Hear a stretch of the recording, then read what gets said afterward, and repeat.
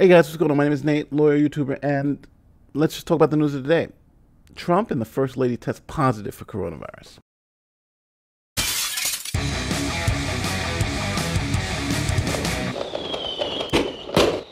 You know, in looking at these stories about the coronavirus and Trump, I'm just going to say it. He did play a very reckless game when it came to mask wearing and, how he treated this whole coronavirus thing, holding those huge rallies.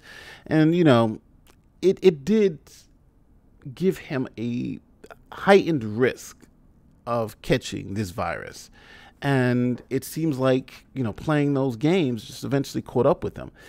Let's not pretend Trump is a 70-year-old man, and getting coronavirus when you're at that age is not something that you can just pass off. It's something that could be serious. And, I hope him well, and I hope it doesn't affect him as it has so many other, senior citizens here in the United States, because most of the people who are seriously injured from this happen to be older Americans. So, this is not a game, and I feel for the guy. But this is serious. So let's look at the article. It says this is from New York Times. It says president's results came after he spent months downplaying the virus. So this is New York Times doing their whole, he deserved it, or, this is irony that Trump tests positive. So let's just get into it. Maggie Haberman. Maggie Haberman is like, she's going to be like the best reporter ever. She gets like all these breaking stories. So here we go. Washington. President Trump revealed early Friday morning that he and First Lady Melania Trump had tested positive for coronavirus, throwing the nation's leadership into uncertainty after escalating the crisis posed by the pandemic that has already killed 207,000 Americans. They're still going. Yeah, they still want to remind you. And 200,000 Americans under Trump have died. And, it's... sometimes I hate the media because they can just give us the facts without the commentary, but they got to throw the jabs in. Mr. Trump, who for months has played down the seriousness of the virus, and hours earlier on Thursday told an audience that the end of the pandemic was in sight, will quarantine at the White House for an unspecified period of time, forcing him to withdraw, at least temporarily, from the campaign trail with only 32 days to go before Election Day. Yeah, so this is possibly really damaging to the campaign. When you can't, Trump's campaign is Trump. And if he can't go out there and sell it, then you got a big problem. And you're talking about, 14-day quarantine. What is that? This could not have come at a worse time for this president. The dramatic disclosure came in a Twitter message just before 1 a.m. after a suspenseful evening following reports that Mr. Trump close advisor Hope Hicks tested positive. So Hope Hicks, she tested positive. In her own tweet about 30 minutes later, Mrs. Trump wrote that the first couple were feeling good, but the White House did not say whether they were experiencing symptoms. The president's physician said he could carry out his duties without disruption from the executive mansion. Ugh, I just hope. Here's the tweet. Tonight, Flotus and I tested positive for COVID-19, Mr. Trump tweeted. We will begin our quarantine recovery process immediately. We will get through this together. That's still tough. New York Times continues to write, Mr. Trump's positive test results pose an immediate challenge for the future of the campaign against former Vice President Joseph R. Biden. Why did they put his full name? Joe Biden against former Vice President Joseph R. Biden. Come on.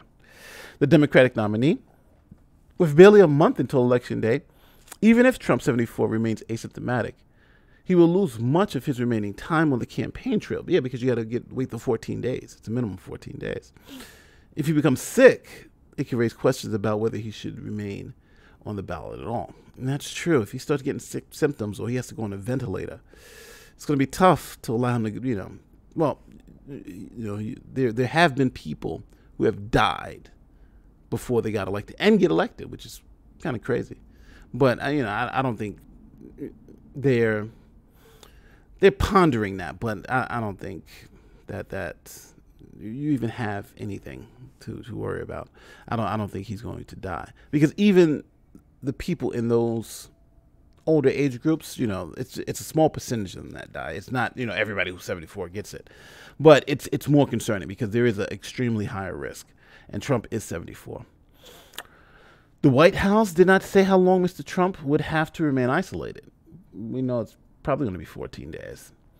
But it canceled his plans to fly to Florida for a campaign rally Friday, stripping his public schedule for the day and everything except midday phone call on COVID-19 support for vulnerable seniors, which is Trump. Appearances at a rally in Wisconsin Saturday and Arizona on Monday appeared to be scrapped, but you can do those virtually. And the next debate, scheduled for October 15th in Miami, was left up in the air. See, I think the problem with that debate, though, let's just say the problem with the debate is that if he doesn't do it, this gives Joe Biden an easy win, because I think the Joe Biden campaign doesn't want Joe Biden in a one-on-one slugfight with Trump, even though they say, "Oh, we want to fight." No. And this is manna from heaven. This is manna from heaven. Trump is sick. Ugh. During the late night conversations, aide with Mr. Trump were discussing whether he should give an address to the nation on Friday from the White House or find some other way for him to reassure the public. But the aides were still in a state of shock as they absorbed the news.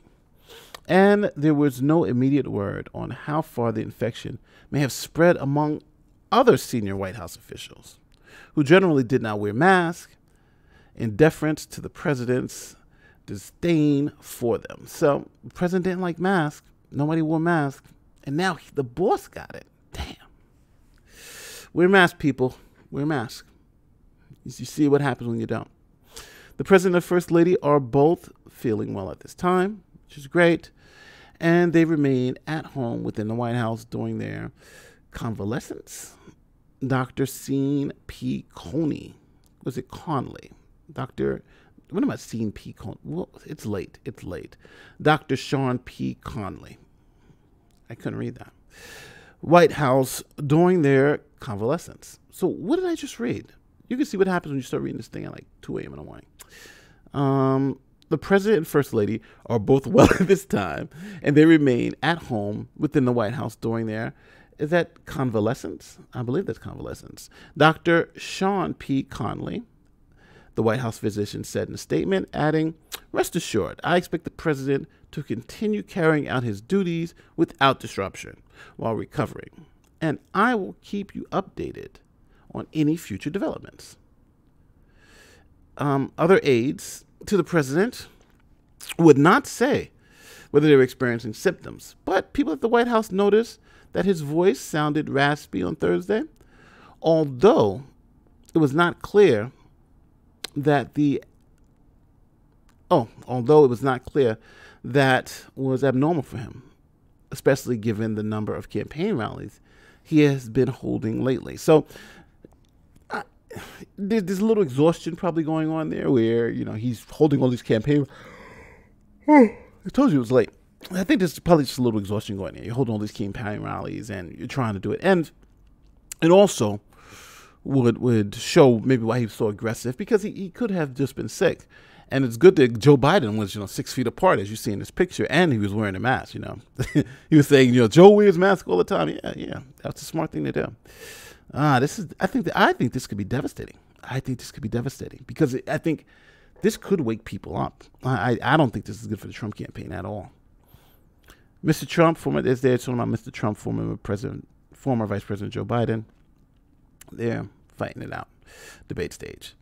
Even if Mr. Trump does not become seriously ill, the positive test can prove devastating for his political fortunes, given his months of downplaying the enormity of the pandemic, even as the virus is still ravaging the country and killed about 1,000 Americans every day. Oh, it's killing about 1,000 Americans every day. So 1,000 people a day are dying from coronavirus in the United States. That means in 10 days, 10,000 people are going to have died from this virus. That's crazy. He has repeatedly predicted the virus was going to disappear. Now, this is all opinion. Obviously, New York Times is going to get into the pearl clutching. We told you so. Bad Trump bad. So it's nothing you can do about that. They're going to go. This is the pearl clutching here. He has repeatedly predicted the virus is going to disappear. He said, rounding the corner. At the end of the crisis, he was scorned. He has scorned the advice of scientists, saying that they are mistaken about the severity of the situation. So they're saying all these things are coming back to roost, but you knew this was going to happen. You knew this was going to happen. For months, Trump has refused to wear a mask in public on all but a few occasions and has repeatedly questioned their effectiveness. And as recently as Tuesday, at their opening debate, he mocked Joe Biden for wearing a mask. Right? I don't wear masks like him, the president said, his voice dripping with dispersion. Every time you see him, he got a mask. How those statements come back to bite you in the behind. It was not immediately clear whether Mr. Trump might have been affected by the virus at the time of the debate. Mr. Biden, 77, although the two stood far across the stage and never got within 6 feet of each other. Yeah, if I was Joe, I'd be concerned. 74-year-old just got it. I'm 77. Yeah, it's not a good look if you're that old to get this virus.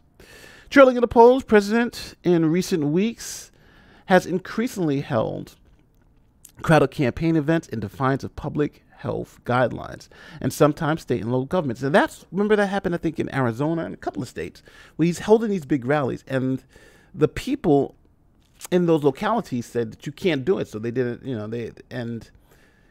they were saying that because they didn't want people to get infected with the virus. So it's kind of shocking that he got infected. But yeah, it's just, this is why they have those precautions in place. Now, even though you can't say whether he got it or not at the campaign rally, it just make you question who's making those decisions.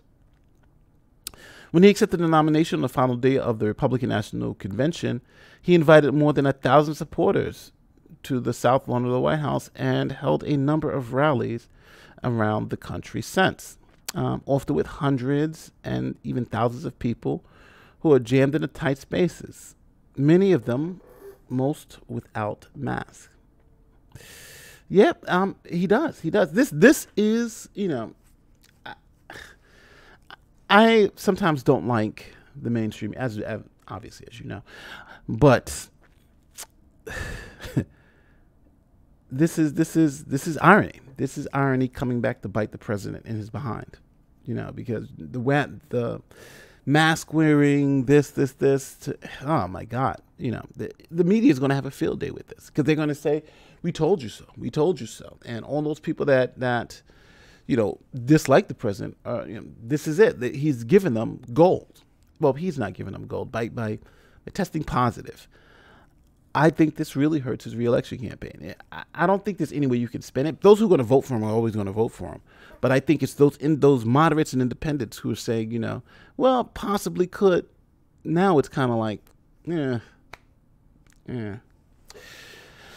There is no one closer to President Trump than Hope Hicks. Now, Hope Hicks, I love Hope Hicks. I think she's really good. She was the White House communications director, remember? And she's quiet. She doesn't really. She was dating Corey Lewandowski one time. It's funny because I remember one time when she was dating Corey Lewandowski, Trump told Hope Hicks that she's already done him a favor because he's never going to date anybody hotter than her, which is probably true. Hope Hicks is pretty hot, but that's a whole nother story. And oh my God, I know I'm probably going to get it from the left now about saying Hope Hicks is hot, but what can I say? She's a beautiful woman. The wife is number one, but you gotta give credit to where credit's due. Who returned to the White House this year after leaving her position as communication director in 2018. Exactly. And on Wednesday, she traveled to the president. She traveled to the president. And on Wednesday, she traveled with the president on Air Force One to Minnesota. She began feeling sick around that same time. The campaign rally he held there, according to one person familiar with the events, and was quarantined on the returning flight to Washington, where she disembarked from the back of the plane. So she had even felt sick back then. So it's possible he may have been affected by her, but who knows? Because if he's ever asymptomatic, he could have affected her, so you just don't know. Her positive diagnosis came on Thursday, according to the person familiar with the case, but the White House made no announcement about the situation. And Kelly McEnany, the White House press secretary, who had also been on the plane and exposed to Hicks, then held a briefing with reporters without mentioning it or wearing a mask. So yeah, so they're playing fast and loose with it. Like, if this is happening and you know that she's sick and you know that you've been exposed, now you've exposed all those reporters too without wearing your mask. This is not good. It seems reckless. It just seems reckless. Only after Bloomberg News reported Hicks's condition did Mr. Trump confirm it during an appearance on Thursday night on Sean Hannity's show, Fox News, where he said he was waiting for his own test results. Now we know. Positive tests will undercut Mr. Trump's effort to change the subject of the campaign away from the pandemic that polls show most Americans believe that he mishandled and onto a political terrain where he considers more favorable. Yeah, and that's true. That's true. Now you can't get away from the virus. You got it. This campaign is going to be a referendum on the virus. It just is. The president has sought to focus voter attention instead on violence in cities and Supreme Court nominations, mail-in ballots, and Mr. Biden's relationship with liberals and his relationship with his son. It seems like, the Hunter Biden getting the great job at Burisma and all this other stuff. But that's going to kick to the back burner. You're sick. And I think that gives Joe Biden some great talking points on the next debate. Of course, look at the guy. He doesn't wear a mask.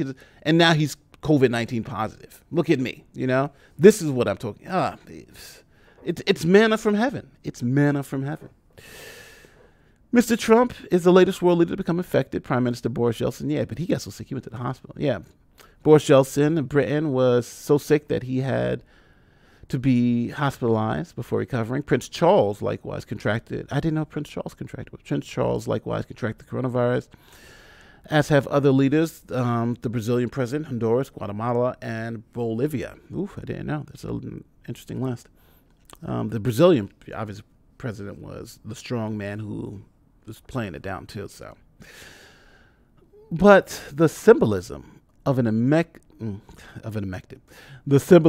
infected American president could rattle allies, as well as governors, business owners trying to assess when and how to reopen or keep open shops, schools, parks, beaches, restaurants, factories, and other workplaces. Eager to restore a semblance of normal life before election, President Trump has dismissed health concerns and demanded that schools reopen, college football resume play, and businesses return to full operation. Yeah, that's what he was saying during the debate. Governments don't want to reopen because they just want to hurt him politically. That seems to not be accurate. In his 8th decade of life, Trump belongs to the age category deemed most vulnerable to coronavirus. Damn, we had to read all of that before we got to this. This should have been in the first paragraph. 8 out of every 10 deaths attributed to... Let me reread that again. 8 out of every 10 deaths attributed to it in the United States have been among the 65 or older. In a private discussion, Mr. Trump has made a fatalist... What? Hold on. In private discussions, Mr. Trump has been fatalistic with associates when talking about whether he or others would get sick from the virus, describing it as essentially a roll of the dice. He has been resistant to permitting details of his health to be made public, raising questions about his overall condition. In November, he made the unannounced trip to Walter Reed Medical Center that prompted speculation that he had an undisclosed medical ailment, but the White House insisted that he simply underwent routine tests without revealing what they were and what they showed. Yeah, Trump has always been secretive, though.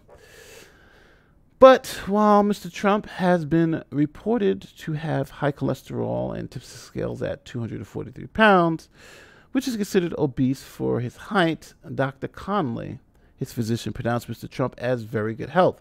Last year, after his full medical checkup, and unlike many of those who have been, succumb to the virus, he will have the best medical care available. That's true. That's true. He's the president of the United States. He's got the best.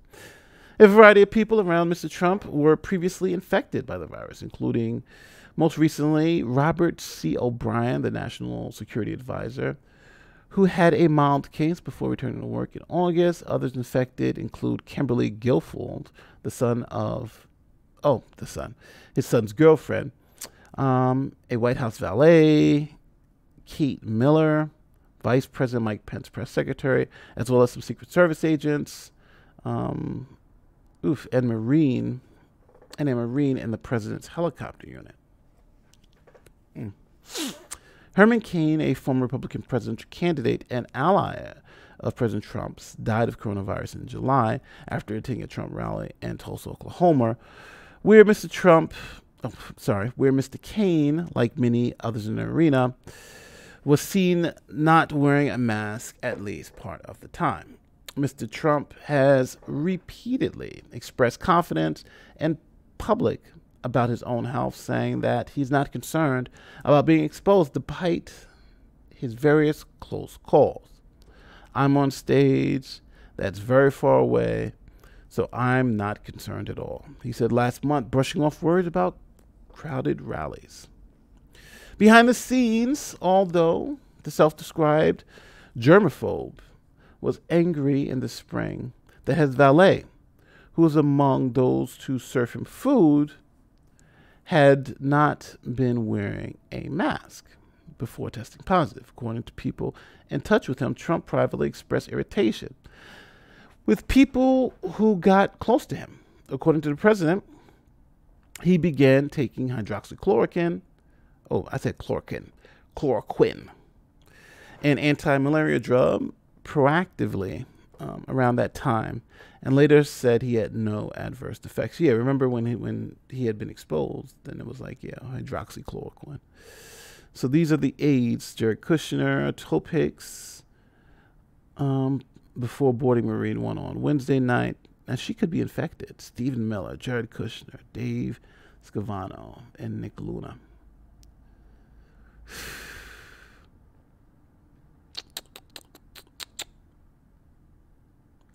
While coronavirus is much deadlier than the flu, the vast majority of people infected will recover, especially if there's no underlying condition. But threats climb with age. If Mr. Trump becomes symptomatic, it could take him weeks to recover, but I don't think he will. Under the 25th Amendment, a medically incapacitated president has the option of temporarily transferring power to the vice president and can reclaim his authority whenever he deems himself fit for duty. But I don't think he's not giving up the Pence. Trump is not. He's not giving it up the Pence. He's going to go all the way. Since the amendment was ratified in 1967, presidents have done so only 3 times. 1985, President Ronald Reagan underwent a colonoscopy and briefly turned over power to Vice President George Bush. So George Bush at that time has been acting president, although he did not expectedly cite the amendment. In doing so, President George W. Bush did invoke the amendment twice, temporarily turning over power to Vice President Dick Cheney during his colonoscopies in 2002 and 2007. While there's a long history of presidents falling seriously ill while in office, including some affected during epidemics, George Washington was feared close to death amid the influenza epidemic during his second year, while Woodrow Wilson became sick during the Paris peace talks after World War I with what some specialists and historians believe was influenza that ravaged the world from 1810 through 1920. So they believe he might have gotten the Spanish flu, I believe. 4 presidents have died from natural causes: William Henry Harrison, Zachary Taylor, Warren G. Harding, and Franklin Delano Roosevelt, while Wilson endured a debilitating stroke and Dwight D. Eisenhower had a heart attack in his first term and a stroke in his second. 4 others were assassinated in office. Okay, so they're going about all these presidents who may have died. But such health crises in the White House have been rarer in recent times. Since Reagan was shot in 1981, no president has known to confront life-threatening conditions while in office. Again, I've chopped all this up. That's the end of the article. I've chopped all this up. I've made a whole bunch of mistakes. Why? because it's early in the morning when I'm doing this video. Because again, they let this out in the middle of the night. So you read the article. There's a lot of spin in there. There's a lot of, we told you so, Trump's bad guy. But what do you think? It's insane. Trump, members of his team, they are positive. 14 days, 30 days to election day. I think this is probably the worst possible thing that could have happened to his campaign. If you like what you heard, and consider subscribing to the channel. My name is Nate Broady, lawyer, YouTuber, and I'm out of here. Peace.